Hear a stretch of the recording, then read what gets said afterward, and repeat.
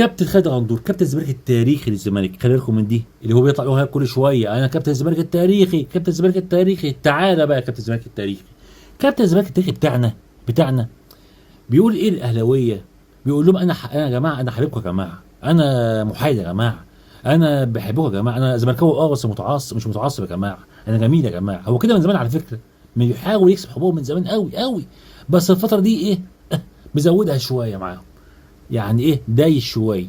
زي بص زي ده اللي هو نزله دوت كده، يقول لك ايه يا جماعه يا اهلاويه، خلي بالكم من دي، خلي بالكم من اللي هقوله دوت، ان لاعب الاهلي الناشئ اللي كان بيلعب في الاهلي زمان وجه لاعب الجونه وجاب في الزمالك جون في الماتش الاخير، ده اللي جاب في الزمالك جون.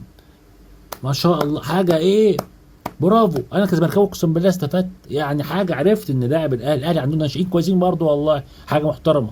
يطلع بقى واحد في التعليقات عنده يقول له ايه، طبعا يا كابتن الناشئين اكبر عليكم.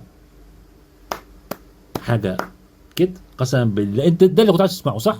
كسبت حب الاهلاويه يا بيه، صح كده؟ صح يا كابتن؟ ما شاء الله عليك، قسما بالله فرحتني، قسما بالله حاجه ايه كده، ده اللي كنت مستنيه وخدته يا بيه.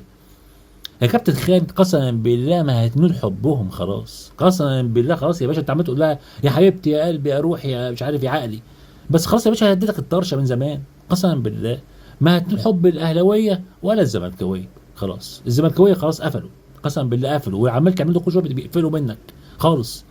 يا باشا انت اللي بيلعب على الحبلين بيخسر، انت زي مثلا لاعب في الاهلي والزمالك، لا هو طال حب الجماهير دي ولا طال حب الجماهير دي. تمام يا كابتن الزمالك يا تاريخي.